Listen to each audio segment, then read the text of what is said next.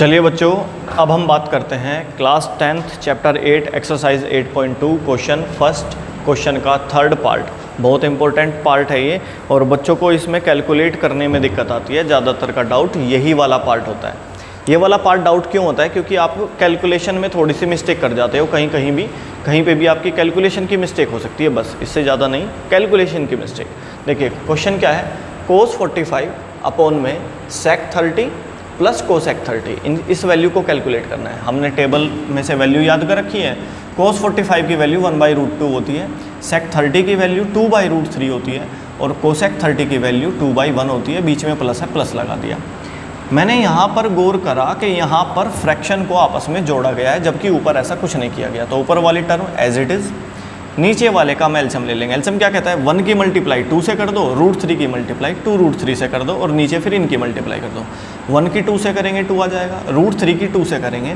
तो ये बात गौर करने वाली है कि जब आप 2 की मल्टीप्लाई करोगे √3 से, ये अलग अलग कैटेगरी हो गई, ये फ्रेश नंबर या अंडर रूट नंबर, तो 2√3 लिखा जाएगा। बस सिंपल सी बात, 2√3 लिख दिया। 1 की मल्टीप्लाई 2 से, √3 की मल्टीप्लाई 2 से, बीच में प्लस है, प्लस लगा दिया, और नीचे इनकी मल्टीप्लाई करेंगे। 1 की मल्टीप्लाई किसी से भी कर दो वही रहता है। 1 की मल्टीप्लाई √3 से करेंगे तो √3 ही रहेगा। यहाँ तक क्लियर है? यहाँ तक कोई डाउट नहीं होना चाहिए। उसके बाद एक नंबर ये और एक नंबर ये, और ये है मेन डिवाइड। एक फ्रैक्शन वाला नंबर ये, एक फ्रैक्शन वाला नंबर ये, और ये है मेन डिवाइड।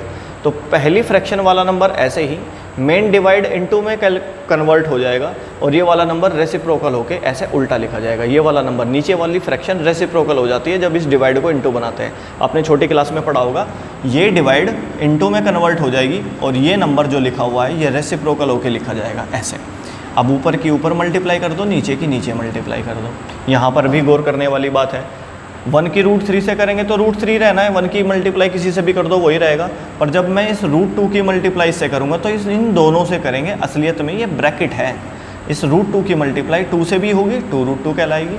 इस √2 की मल्टीप्लाई 2√3 से भी होगी। अब यहाँ पे गौर करो, √2 की मल्टीप्लाई करनी है आपको 2√3 से, तो यहाँ पर फ्रेश नंबर तो लिखा है 1 की 2 से मल्टीप्लाई करेंगे 2, और अंडर रूट की अंडर रूट से मल्टीप्लाई करेंगे तो 2 3 जा 6 आ जाएगा अंडर रूट के अंदर। ये बात गौर करने वाली है, ठीक है जी। नंबर की नंबर से, अंडर रूट के अंडर रूट से ऐसे मल्टीप्लाई पड़ी जाती है। तो अब आपके पास ये रिलेशन तैयार हो चुका है। अब आपने देखा कि नीचे तो 2 साफ साफ कॉमन दिखाई दे रहे हैं, फ्रेश 2, ये भी फ्रेश 2, इनटू में तो लिखा हुआ है, ये लिखा हुआ है 2 × √2 प्लस 2 × √6। तो मैं ये 2 कॉमन ले लेता हूँ ताकि मेरी कैलकुलेशन ईजी हो जाए। ऊपर का √3 ऐसे ही रहेगा, नीचे से 2 कॉमन ले लेंगे। जब नीचे से 2 कॉमन लेंगे तो आपके पास बचेगा √2 प्लस √6, क्योंकि 2 आपने कॉमन ले लिया है, ठीक है जी। यहाँ पर भी अब एक नया स्टेप, ध्यान से सुनो। √2 √6 दोनों पॉजिटिव है, तो क्यों ना मैं पहले बड़े वाला नंबर लिख लूँ √6, फिर √2 लिखूँ। ये आपस में जुड़ना ही तो है, ऐसे करके जोड़ लो, आगे पीछे करके जोड़ लो। बड़े वाले नंबर को आगे लिख लिया, छोटे वाले नंबर को हमने पीछे लिख लिया। ऐसा इसलिए लिखा गया है कि जब भी फ्रैक्शन में अंडर रूट नीचे आ जाए तब उसको हम रैशनलाइजेशन मेथड से अंडर रूट नीचे से हटा देते हैं। आपका काम है नीचे से अंडर रूट हटाना।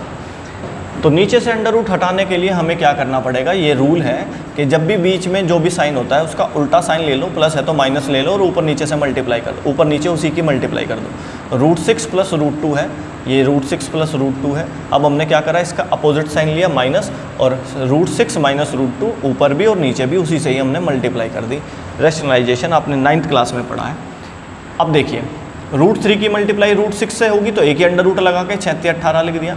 √3 की मल्टीप्लाई √2 से होगी तो एक ही अंडर रूट लगा के 3 × 2 = 6 लिख दिया, बीच में माइनस था माइनस लगा दिया। 2 एज इट इज़, इसका कुछ नहीं करना। अब ये देखो, क्या ये आपको इस फॉर्म में नहीं दिखाई दे रहा, a प्लस b, कोई 2 नंबर आपस में जुड़ रहे हैं, और a माइनस b, वही 2 नंबर आपस में घटाए जा रहे हैं। इसको पढ़ते हैं, a plus b a minus b। a plus B a minus B की जब भी मल्टीप्लाई हो रही हो, a plus B into a minus B, तो रिजल्ट तैयार होगा a का स्क्वायर माइनस b का स्क्वायर। अलग अलग पर स्क्वायर लग जाते हैं जिसकी वजह से अंडर रूट हटता है। अलग अलग पे स्क्वायर लगने की वजह से अंडर रूट हटता है, होल स्क्वायर लगने की वजह से तो 2ab के अंदर फिर फंस जाओगे अंडर रूट में। तो इसीलिए इंडिविजुअल स्क्वायरिंग के लिए ही ये प्रॉपर्टी बनाई गई कि आपके पास a प्लस बी है तो a माइनस बी क्रिएट कर दो, उनके आपस में मल्टीप्लाई करो, अंडर रूट हट गया। अगर आपके पास a माइनस बी है तो a माइनस बी है तो a प्लस बी आप क्रिएट कर दो, इनके आपस में मल्टीप्लाई करो, तो इंडिविजुअल स्क्वायरिंग होकर अंडर रूट हट जाएगा।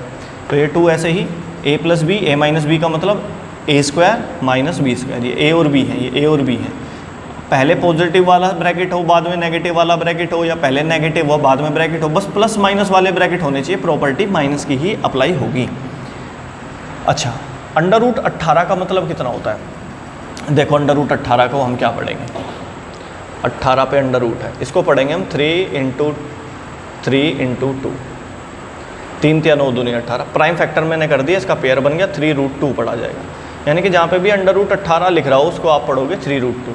तो इस अंडर रूट 18 को लिख दिया मैंने 3√2 माइनस अंडर रूट 6 के मैं प्राइम फैक्टर तो कर सकता हूँ पर पेयर नहीं बन रहा, √2 इंटू 3।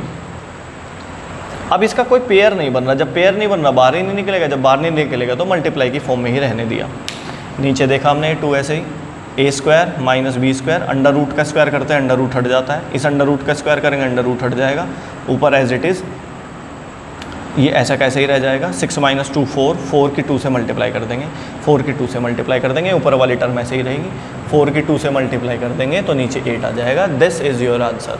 आई थिंक आपको ये थर्ड पार्ट बहुत अच्छे से क्लियर हुआ होगा। मैंने सारी बारीक बातों पे गौर कराने की कोशिश की है, फिर भी आपको ये कोई भी प्रॉब्लम आती है, कोई भी चीज़ समझ में नहीं आती, आप हमें कमेंट कर सकते हैं, हम उसको क्लियर करने के लिए एक इंडिविजुअल वीडियो फिर से बनाएंगे आपके लिए।